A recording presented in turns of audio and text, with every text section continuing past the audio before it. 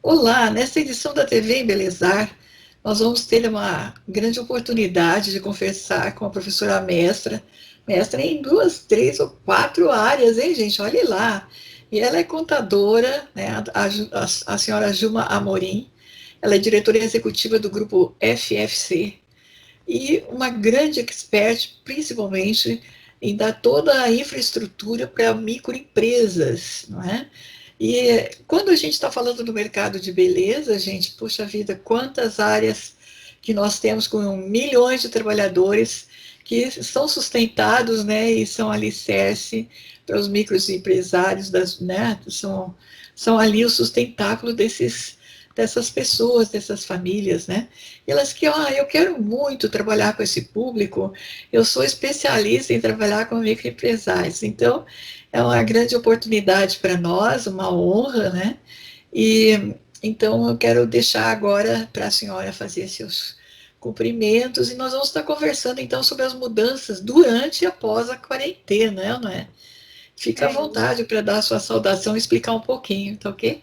Olá, é uma honra para mim novamente estar aqui participando, né, dessa entrevista e poder levar um pouco de conhecimento para os empresários aí, das ações necessárias para a gente enfrentar essa pandemia e para ter um retorno, né, e uma sustentabilidade nos negócios, né, é que eu sempre falo, tem que ser sustentável. Que é muito difícil, né? No início, principalmente. Agora, imagina quando a pessoa estava estabilizada, dá toda essa desestabilização, é quase que começar do zero outra vez, não é, doutor?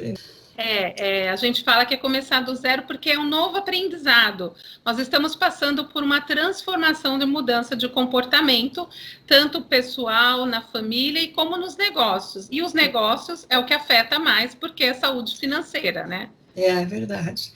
Agora, a senhora com essa formação extraordinária em área contábil, administração e experiente, né? Desde micro até grandes grupos internacionais de empresas, né? O que a senhora diz assim, que até falou para mim que tudo precisa ter uma filosofia para um bom recomeço, né? O que a senhora quer dar a entender desse seu pensamento, né? Propósito e objetivo. Né? Então, como empresários, a gente determina qual que é o nosso propósito de vida, e obviamente nossa vida está sempre ligada a um desempenho profissional e o objetivo qual a gente quer atingir. Né? Então, tem que persistir. Ser empresário é persistência sempre, né? E não deixar se abater com qualquer acontecimento. É uma fase difícil, eu costumo até trocar a palavra difícil por desafiadora, porque Uhum. tudo passa. Né? E assim como nós estamos passando por esse processo de pandemia, agora nós estamos entrando numa fase de reabertura econômica dos negócios, nós temos que nos adaptar, persistir, porque vai passar. E nós vamos continuar, com certeza, com muito aprendizado. Então, doutora, vamos pensar assim, o que realmente, para uma pessoa sem muita experiência, vai entender o que mudou, digamos assim, o que é essa lei 13.979 de 2020? Se refere ao que, inicialmente? Então, o governo ele editou várias medidas provisórias e alteração de lei para o enfrentamento da pandemia, né, nos negócios. Então, essa é uma das leis que ela determinou quais seriam as regras necessárias para as empresas seguirem, tendo em vista o estado, né, de emergência, estado de sítio que a gente está passando. Então, essa lei ela determinou a questão do isolamento, a questão da quarentena, né, todas as ações laboratoriais que as empresas precisavam implementar para poder passar pela pandemia. Uhum.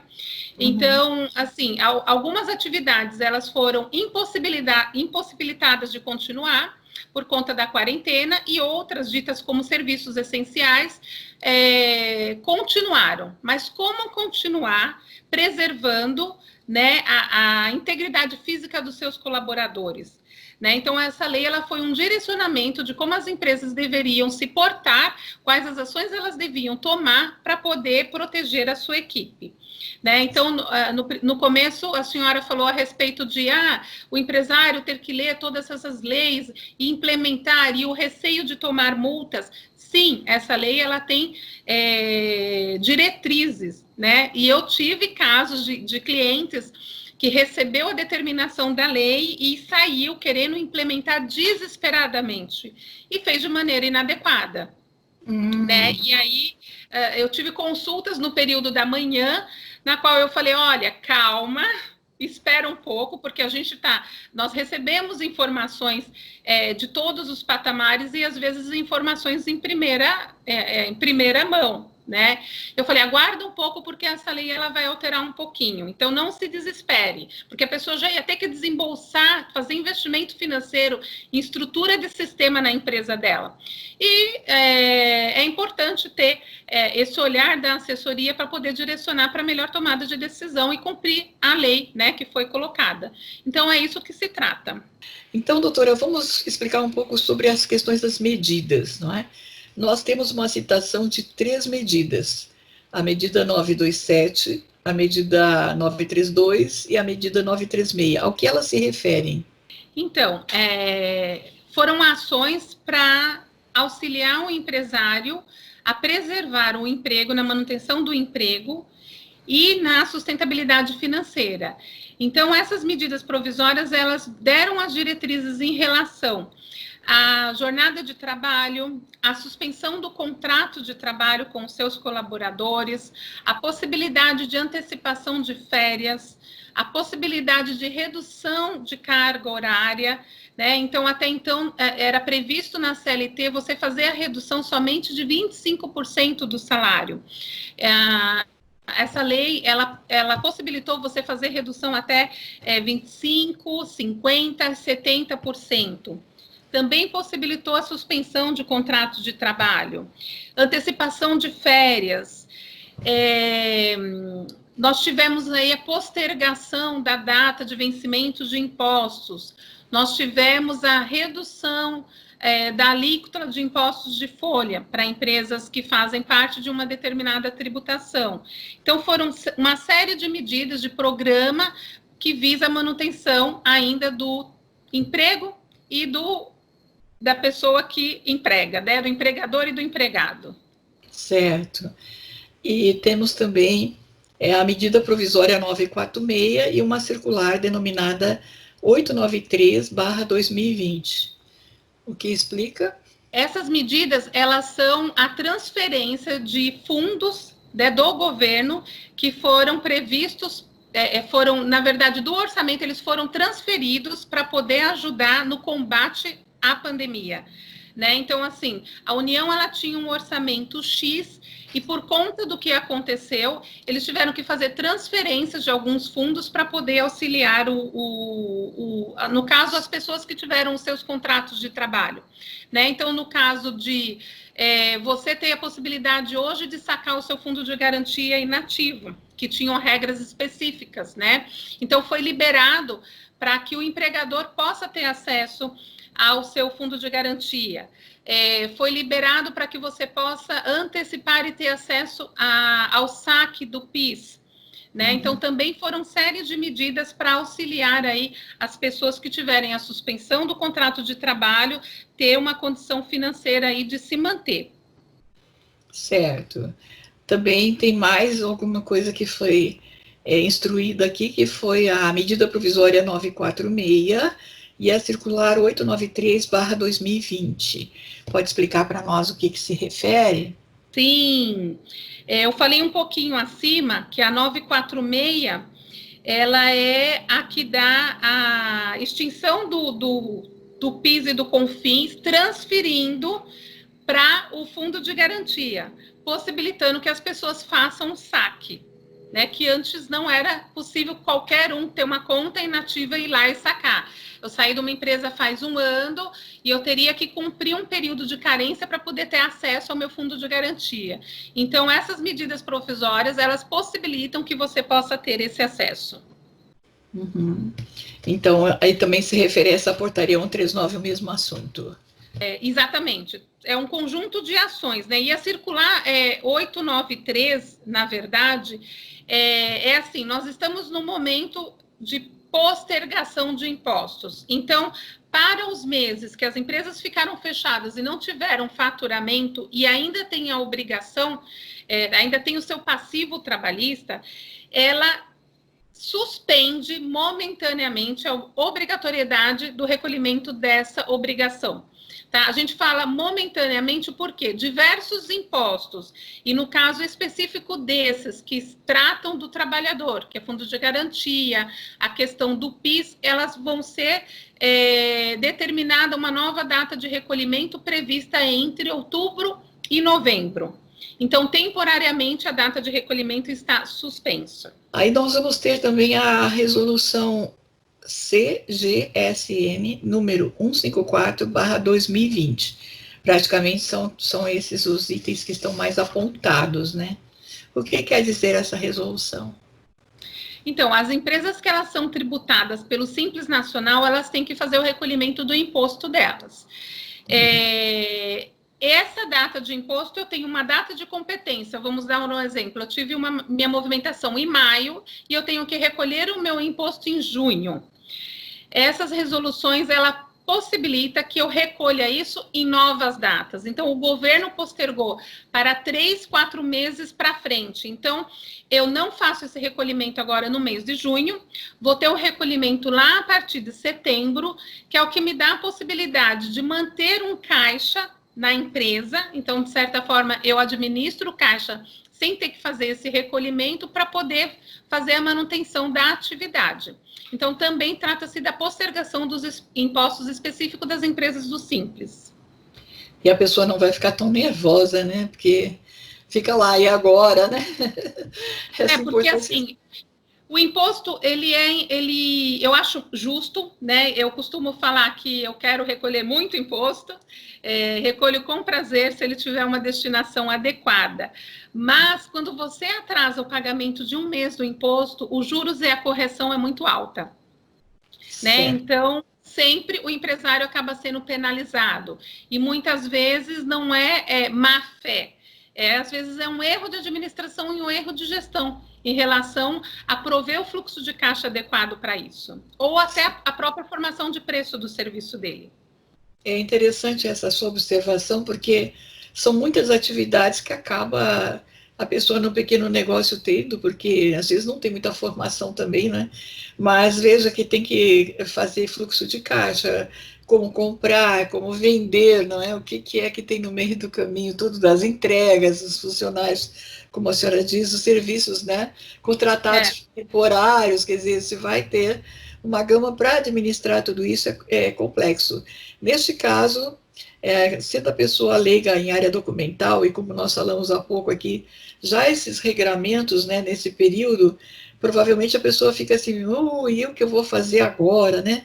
Então, a importância é que haja uma boa assessoria contábil, eu creio, né, para poder estar instruindo, porque rapidinho a senhora já disse o que era para a gente. Então, poderia a pessoa estar, por exemplo, se preocupando, desgastando em vez de fazer o essencial para ela, não é, para os funcionários, e aí essa administração, como que funcionaria, por exemplo, se a senhora fosse administradora de uma microempresa, aí tem essas normas, o que a senhora faria para os pequenos empresários aí, uma prática, vamos supor, de área administrativa? A primeira ação que eu passei foi a orientação de todas as ações que a gente ia tomar em relação a preservar a caixa. Né? Então, quando iniciou todo esse processo, foi fazer a negociação com fornecedores, né? Fazer a administração do caixa com mais eficiência, fazer novas negociações com os bancos, né? Porque logo no início da pandemia, lá em março, quando começou, você não tinha todas essas diretrizes, você não tinha todas essas medidas provisórias que te dessem esse direcionamento, né? Então, essa foi a primeira orientação, certificar que os clientes iriam pagar na data, porque se eu não tenho a previsibilidade de caixa, eu não posso fazer a administração adequada do que é prioritário e não prioritário.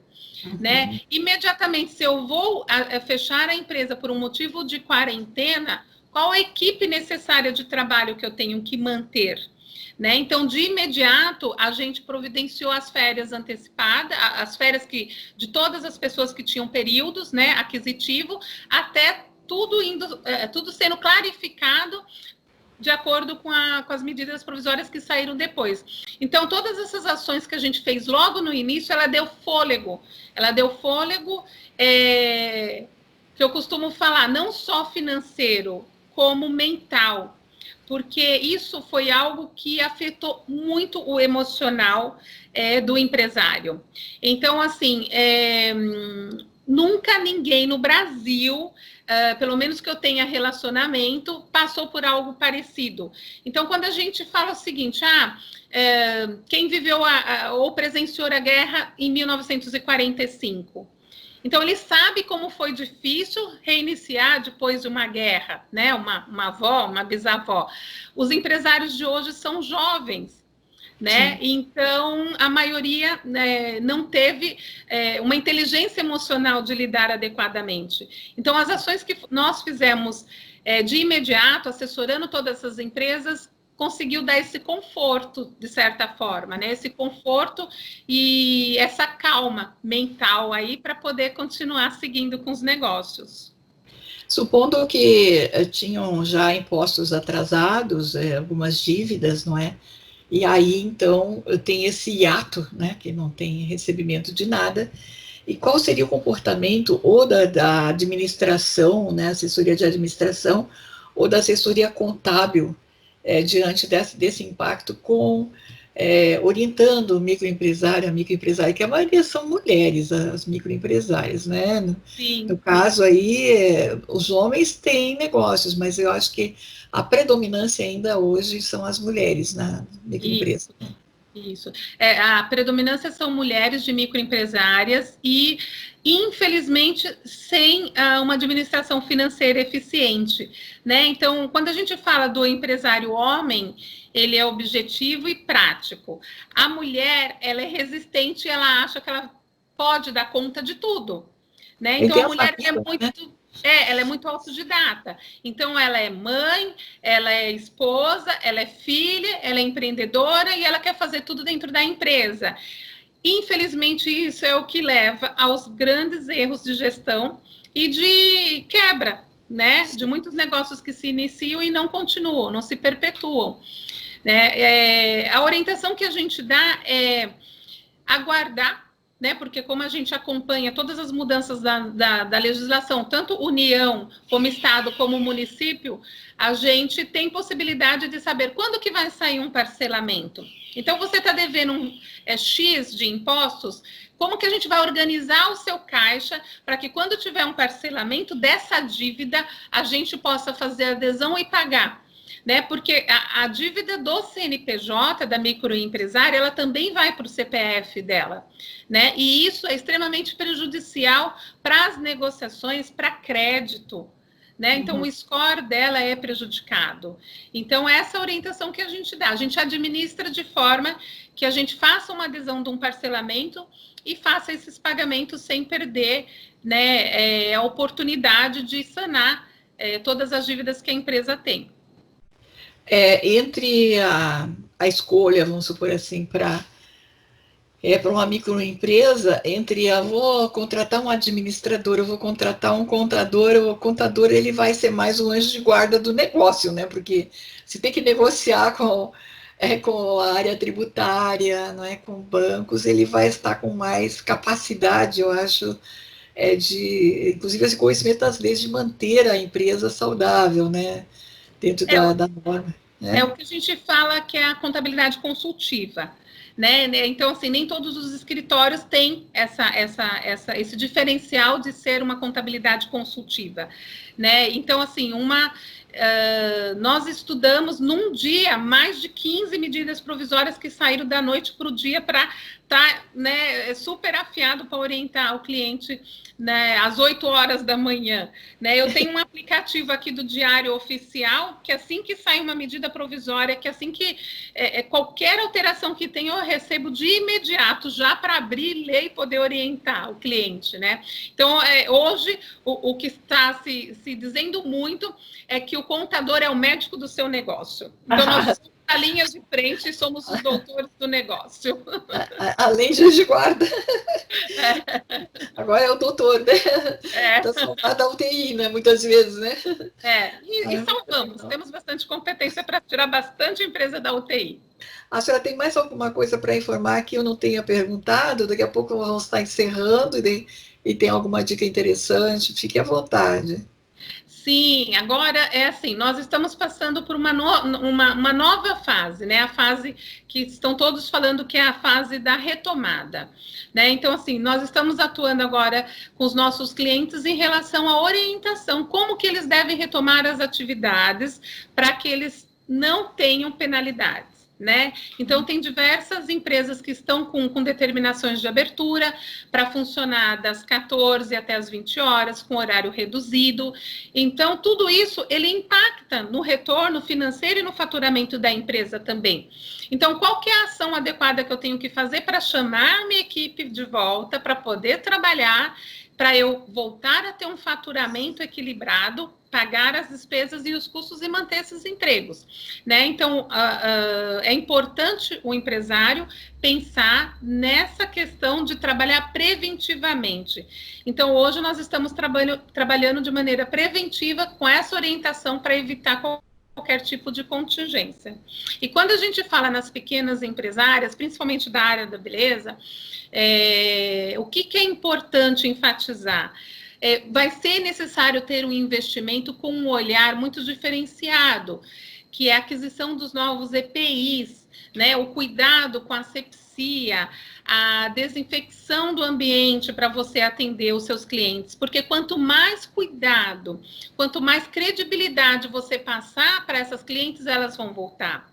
Mas, se você não passar, que você está tendo esse cuidado usando a máscara, a desinfecção dos equipamentos, do ambiente, da cadeira, onde essas pessoas vão sentar e onde elas vão ser cuidadas, esse retorno vai ser muito difícil. Então, precisa ter muita atenção em toda essa retomada profissional aí. Então, não é só fazer a contabilidade, mas também não é só trabalhar a parte administrativa daquilo que já está pronto, mas você também está trabalhando uma área de consultoria e de criatividade, assim, já prevendo, não é, o que pode ser de melhor para ofertar uma qualidade melhor de serviço, um diferencial, né? Então, a gente está entrando um pouco no marketing também, não é? A favor das empresas, isso? Das empresas. Porque hoje não, tudo anda junto, né? A vida financeira, a contabilidade, a consultoria e a inovação. Né? E quando a gente fala em inovação, eu tenho um exemplo de clientes que na primeira semana eu dei uma ação, porque nós somos estrategistas de negócios, né? Então a gente pensa no negócio como um todo. Então eu tenho cases de sucesso que eu dei um direcionamento de ação para cliente que ela teve assim um aumento, uma venda, vou dar um exemplo, por um aplicativo de mais de 50%. Né? Então ela está saudável financeira, ela está conseguindo passar por todo esse período com saúde financeira.